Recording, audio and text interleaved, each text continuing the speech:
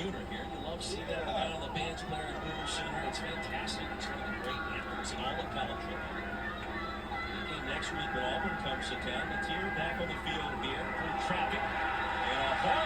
And it's turnover. We picked it up. And we got it, and we do. Lewis remains down on the turf. Davis laid the lumber, ripped away the pigskin in the process. Field is an interception. Injury timeout.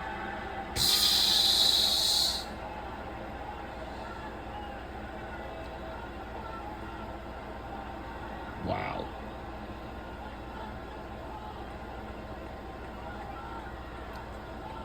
Davis, the fifth-year senior, Mount Laurel, New Jersey. The leader of this group, according to defensive coordinator Brian L. Smith.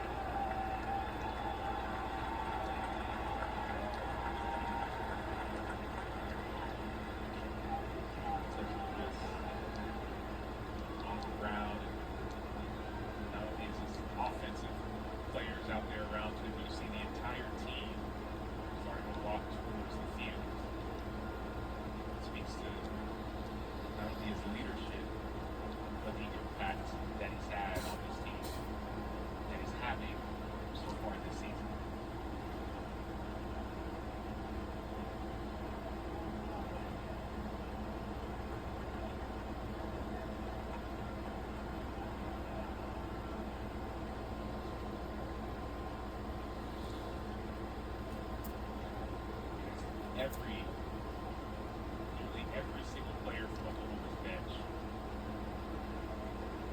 is on the field down there. Checking out, making sure that their teammates are okay. I don't want to speak too lightly of it, but you don't always see this. The care, the concern. Lewis is left the team.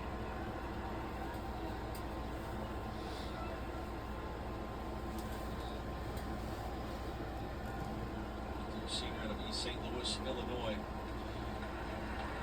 They up. He is slowly. This is really, Roy, the first mistake that I've seen John Mateer make, leading your receiver into a zone coverage. Ty Davis is playing zone. He's reading the quarterback's eyes and see the incidental contact by Davis as he's going to try to make a tackle. Those are times we want to try and behind the receiver, or even as a receiver, sit down to avoid that contact. Lewis back to the sidelines. Temple takes over in the red zone. Ty Davis, new life for the Owls after his first interception of this season. Here's where Temple has to respond with a touchdown. Correct. And for me, I don't wait. I don't run past. I take a shot in the end zone right now. You see 4 DBs deep, so Oklahoma knows that's the likely scenario. Take a shot now. They'll fake the pop pass or the handoff, locked in front pylon. And It was caught, but it was out of bounds. Peter Clark, the top pass catchers for Evan Simon this season. The tight end at 6'6" has the frame. Did he get 1 foot down? Well, he doesn't get a foot down, but I like the play call. Just need to be a better pass. Leave Peter Clark. He's 6'6", he's 270. No, he's not the fleetest of foot. But yeah, looks like my band man was just getting ready to be down onto the field. Heavy pressure. Dominic Williams. 2nd and 10, a little trickeration, but they want to throw it. And First time we've seen the two quarterbacks on the field at the same time today. We were told we would see it fairly often. It'll be 3rd down. That was the first time they've had a real opportunity to be able to get something going offensively. There's been nothing that's worked so far. So now all of a sudden you get a chance to get into your bag as a play caller and start to draw up some of those plays you've been waiting for in the red zone. See Keeler back to the drawing board. Owls gifted the turnover in the red zone by Ty Davis. Evan Simon Pay it off. They'll keep it. No room to run. Corral quickly behind the 15. Well, Dominic Williams again active after the turnover. And heavy penetration with Grayson Halton as well. And I don't like that play call, boy. You already have a field goal. It's an obvious field goal range. Go back to that bag of tricks and run. You're in the league. Run a Philly special. Run something to try and get the ball in the end zone. The field goal is nearly guaranteed. You're at your own 12 or 13-yard line, at least before the play. So I don't like that play.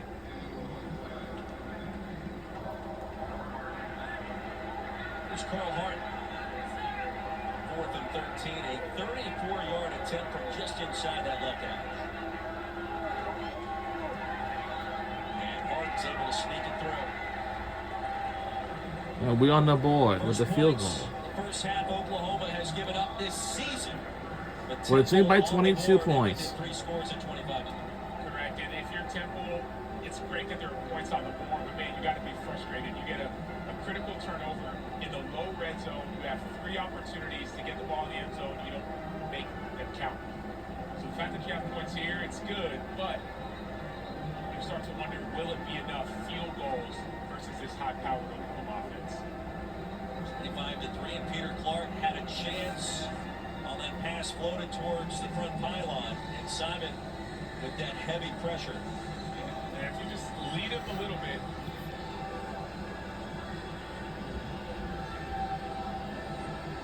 right into our cameraman, Dirk, who fell backwards. Hazardous job at times, Sam, down there on the football field. The Dirk will be okay. He's getting some medical attention right now. Dirk's a good athlete, though, so I'm hoping he's calm. That was a hard hit. I want to be close to the field. Okay. You've been on the sidelines for a lot of games before, taking the action. Has it ever come close? Hey, it came too close for comfort. I got hit by a punt in pregame in my face. Today? Not today, no. I was going to say, I kind of want to see that. It was not fun. It hurt.